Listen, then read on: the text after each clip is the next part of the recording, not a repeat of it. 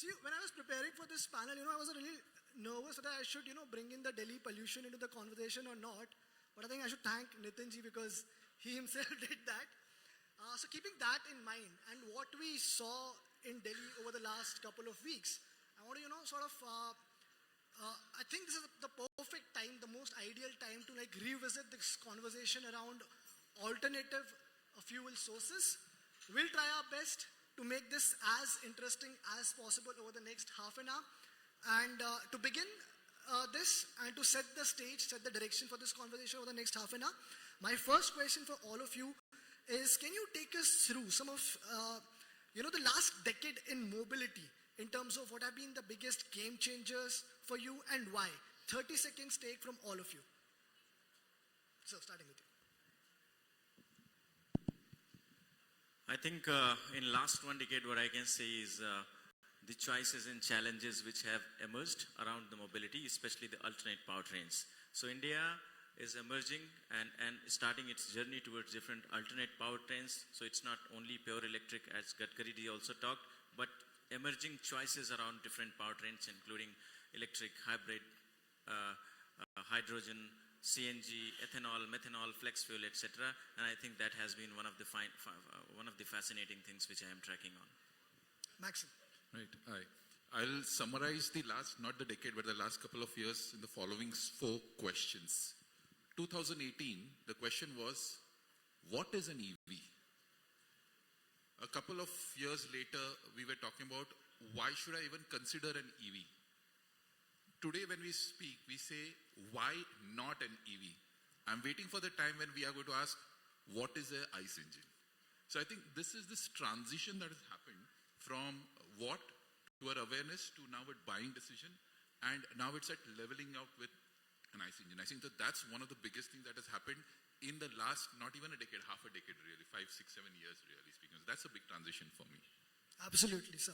Yeah, so I think for me, if you remember the biggest change, 1 year before 2018, when the minister was talking about diesel and petrol with the famous speech in Siam conclave, there was this 2 sides to this story. We were preparing for Bharat Stage 6 at that point of time.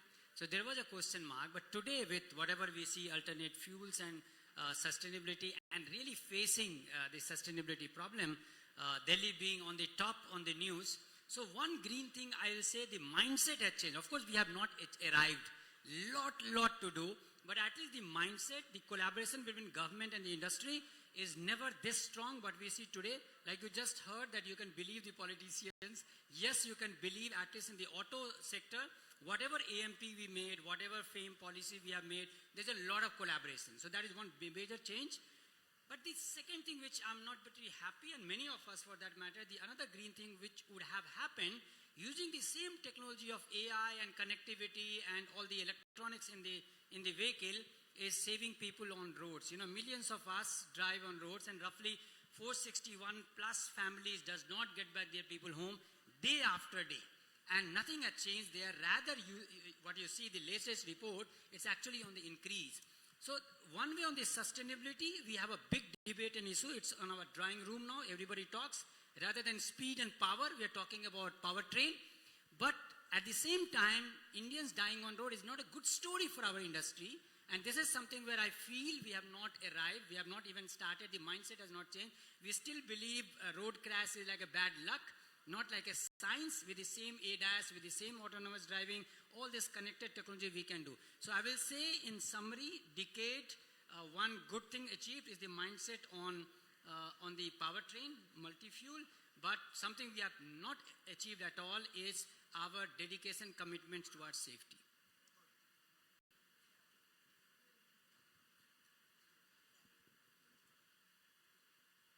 So good evening, everyone.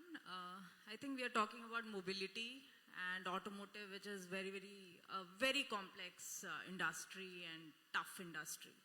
I think what in this decade, what has happened is we are seeing a very bold Bharat, I would say, rather, a very courageous Bharat, new OEMs coming, taking up the tough challenges, trying to solve. I think that's what has changed. Coming up And, not just the legacy players, but there are new players, young players who are coming and taking these tough problem statements to solve. And I think that is the change, or you just say the mindset change has happened. We have just got started, right? I think there are many problems, which is also opportunity. But first thing, what needs to, you take up that challenge. I think that's the first step we have already taken.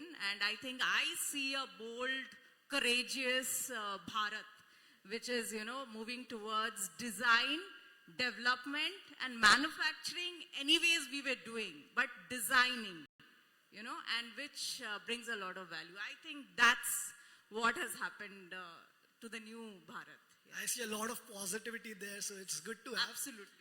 Now, Preetesh, you interestingly mentioned how, people are even going beyond EVs now and adopting, hybrid solutions. And sir talked about the consumer mindset. I want to sort of club both these two and ask you, how has the consumer mindset, especially in India, sort of changed to adapt EVs and hybrid solutions?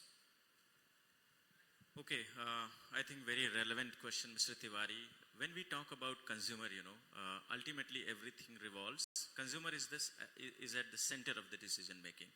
So when any consumer decides to buy a car, if you do a study and post, let's say, on Times Drive in a survey and ask 10 questions, everybody is going to take on, environmental reasons are one of the reasons why they choose any alternate powertrains, including EVs. But I'm telling you, it's not the real reason. People not that much care about environment, let me say that. So whenever we do studies, definitely we get such responses, but we have ways to, rule out and find out accurately what they are looking for. It's very, very simple. Consumer wants what they have been or much better what they have been experiencing till now. So if I talk about electric vehicles, consumer wants electric vehicle which is at least at par the ICE cars. That is why when automotive OEMs started introducing electric cars in India, many of them went ahead and thought that low-end solutions are going to work in India, but many of them failed, and eventually everybody is trying to bring similar product categories or much better experience and the solutions. So consumer definitely wants at least solutions or the products which are at par to what they have been experiencing. Now, in terms of purely electric car, if I want to have an electric car and drive that smoothly, I definitely want to have it at the comparable prices, which we are not getting, but that's fine. We do the TCO calculations. Everybody is smart enough to do that and finally calculate within 5 years or 8 years of warranty period how much I'm going to run and what kind of benefit I'm going to get out of it. But at the same time, first set of consumers in India for electric vehicles are fine with doing the home charging. But as you move on and keep adding the second and the third level of the consumer sets, I think we need more and more charging infrastructure. As a consumer, nobody wants to take the kind of the challenges, let's say the payment challenges, identification of the charging infrastructure, reliability of the charging infrastructure, safety, security. I think that hurdles needs to be resolved. That is one of the reasons why in passenger car, personal mobility, electrification growth is still at the 2% level. And we talk about 30-40% penetration. So that's my take on it. Good that you mentioned all those challenges, because that's a perfect segue to my next question, which is to you, sir.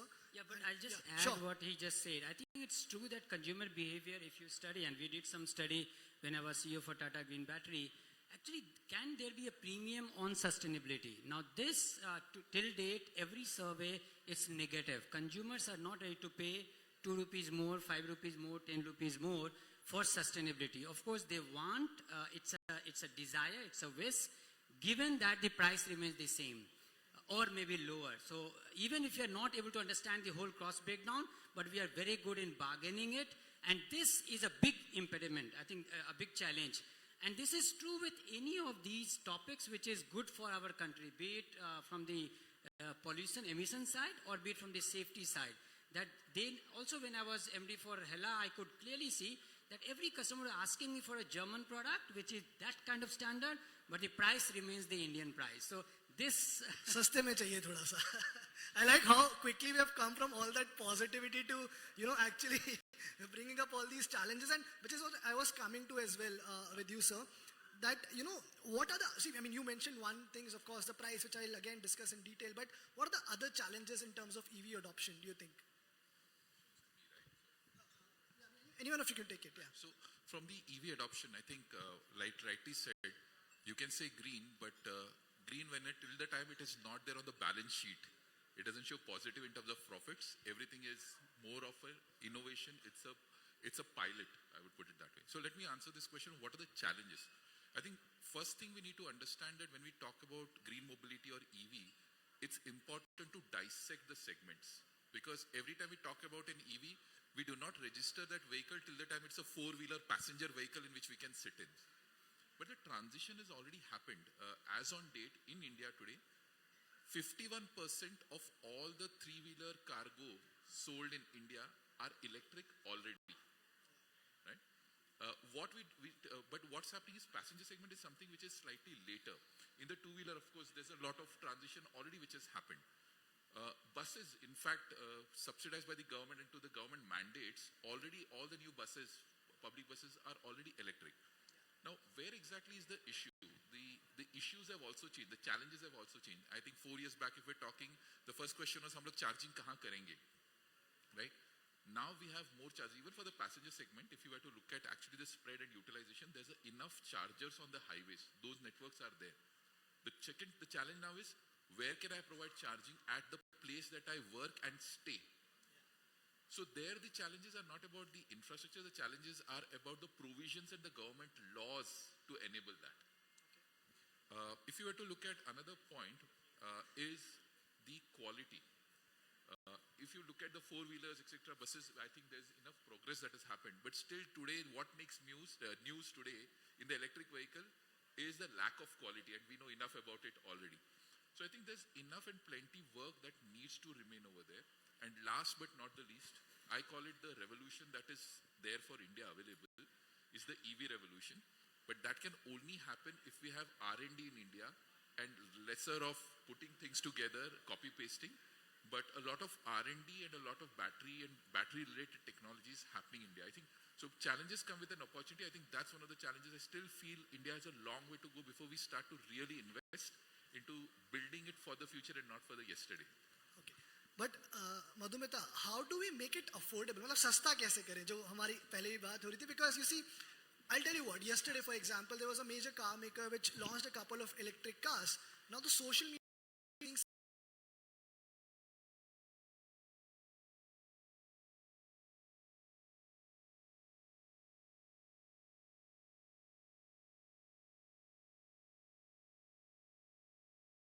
more affordable. How do we address the range anxiety issues? So I think, this consumer mindset, what consumer is looking at. One is there is a change. Consumer is now investing in design. They want good-looking product. Reliability is undebatable. So it has to be reliable. It has to be, sturdy, right? Especially for India. These are two things like reliable chahiye, but design is something what the change in consumer. Now it comes how you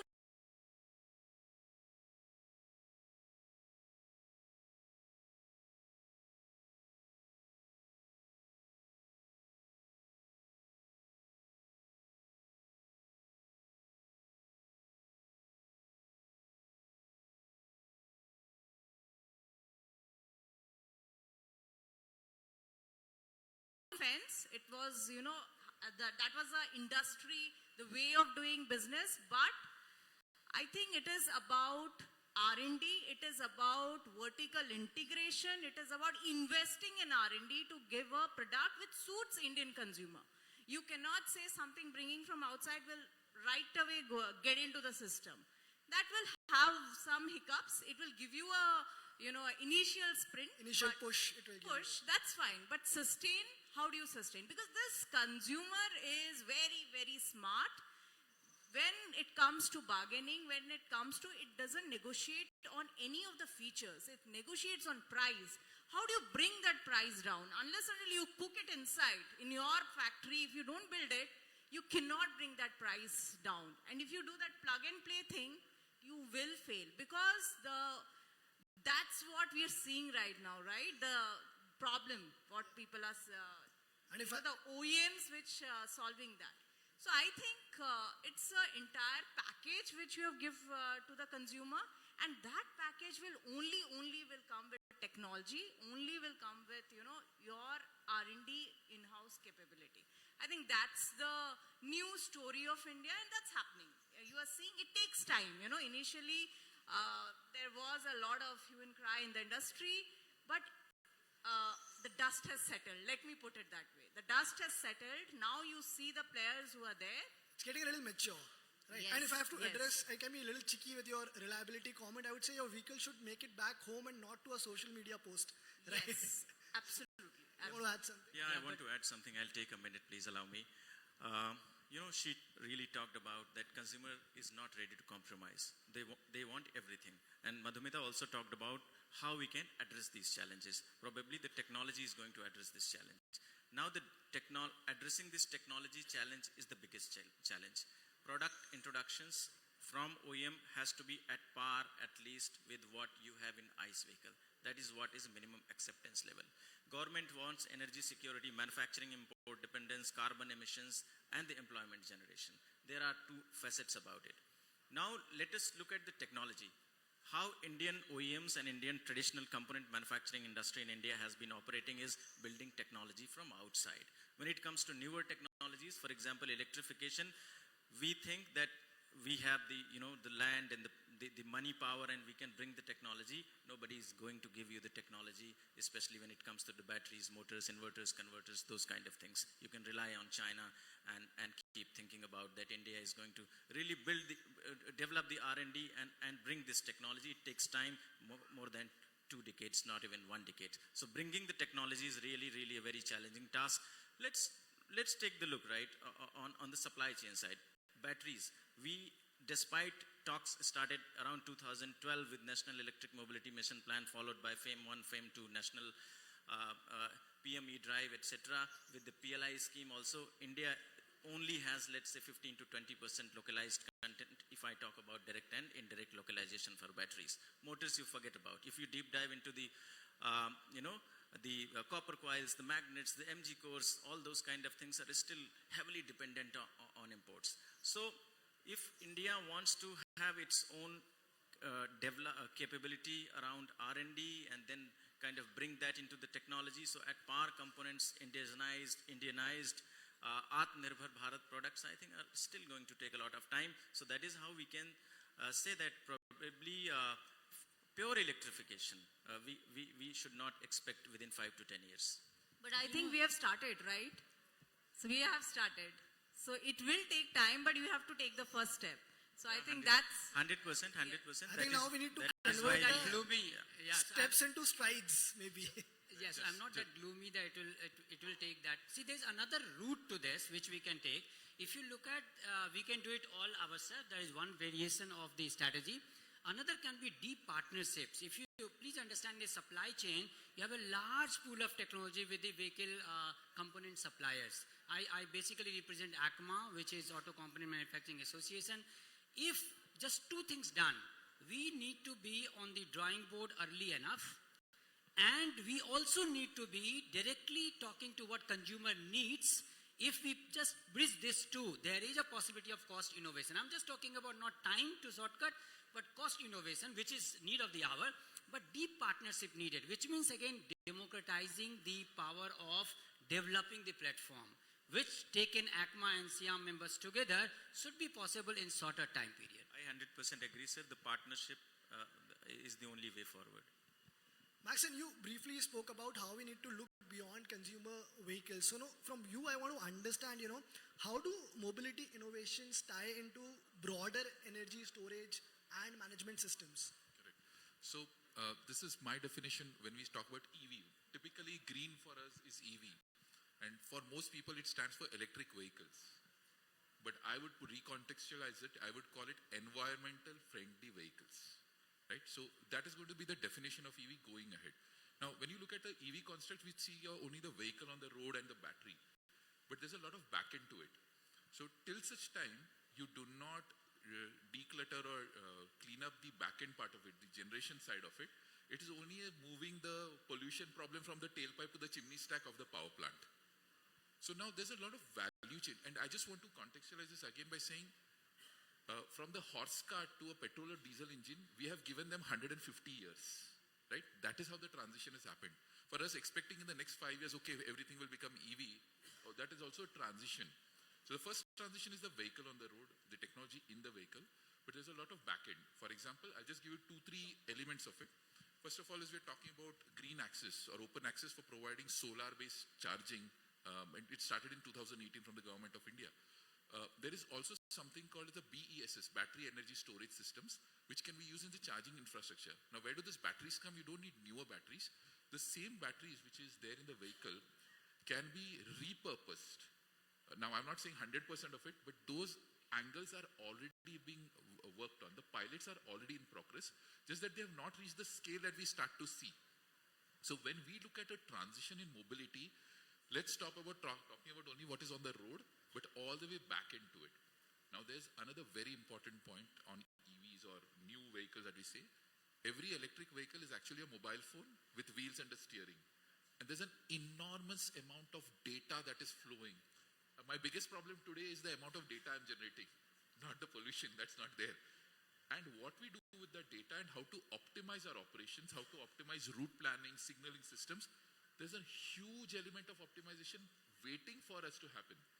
So what is happening in the social media today, like suddenly from television we have moved to mobile phones and even smaller, I believe the next 10-15 years is going to be these kind of data-driven optimization that's still yet we are even waiting to uncover really. That's my view of the entire ecosystem of sustainable mobility. Yeah, I think this data point also which you brought up, this also will eventually help us to make the not just customer experience better, but also improve the vehicle. I think that is also a way which will I think, move sir, forward. do you agree or do you disagree? You're nodding in disagreement. I think for me, again, these data has to pool into a collaborative platform. We must come, if cost innovation has to happen, the only way is partnership. I know there can be differentiation strategy for each OEMs, but the time has come for the larger purpose, which is cost innovation and safety. We must give this data lake pool to our engineers to run the AI engine to come up with modular stuff. These modular stuff can be the starting version, which can be, you can call it free, and then you build your differentiation, whatever you want to do. But in this fight, let's not, again, a lot of time will be lost. At least in the area of safety, I feel very pained when I don't see this collaboration. Okay, so now before I move towards the policy part of things, one last question to Preetesh to settle it all for all of us. What do you think will be the most dominant fuel over the next 10 years? Will it be EVs? Will it be hydrogen? Or are we still stuck with petrol and diesel? I mean, it's a great question, and answering this is also a little challenging, but तभी आपसे पूछा है मैंने. I'll go powertrain wise. So like, let's say ethanol 20% blending with ethanol 20% by 2025 is achievable. And with that, it also poses a challenge for flex fuels, the E85 or whatever E8, E100 India adopts. So that will be happening in few pockets, let's say some parts of Uttar Pradesh, Telangana and Maharashtra. So I think that's really going to be few percentage of the only penetration. Electric mobility is going to be one of the dominant powertrains together with hybrids, because obviously eventually India wants and India should have pure electric vehicles, but I think because consumer adoption towards hybrids, even if they are more costly, is happening in a very organic way. So hybrids are also going to find definitely a good amount of space, and hydrogen around, I think, 2035, we are going to see applications around commercial vehicles. If you want me to put some percentage, I think for electrification, what government targets is 30%. We are going to be lesser than that for passenger cars. In two-wheeler and three-wheeler, definitely much more than that. But Maxson, do you think this transition through hybrid solutions sort of makes the transition slower? Yeah, in fact, it's the hybrid is an intermediate solution because the last solution is not electric and beyond. And to the answer to your question is, if we get stuck in saying that, okay, electric vehicle is the solution, then we are exactly operating like the ICE vehicle manufacturers 10 years ago, saying EV kabhi banna hi nahi hai. In the same way, I would believe that from EV, there are going ahead. But what is going to happen is the transitions are going to be much faster. The learning cycle is a lot faster, and hence adopting something and dropping is going to be faster, which also makes things difficult for looking at it from a very long-term perspective. And you're seeing that in the OEM's decisions nowadays. So what I want to open up to the fact that these transitions allow them to happen. There will be some which will succeed and fail. But for me, intermediate transitions are something we should let go of. Hybrid is something, of course, the Honorable Minister did mention about it. But those are transition steps. In the same way, from EV to battery systems, etc., we should be looking at. But except just one point I want to make around is the next set of fuel systems that are going to come. There's a lot of learning that we have learned from what has happened in the EV space. Not only from a vehicle, but from the infrastructure, from policy making. When the next transition happens, be it hydrogen or anyone, I think this learning is going to add into making the adoption cycle a lot shorter. So transition, good that is happening, but it will only help us in the future. Enough time for one last set of questions to both of you. So Madhumita, how do you think the industry and government can work together to bring some of these solutions to the people?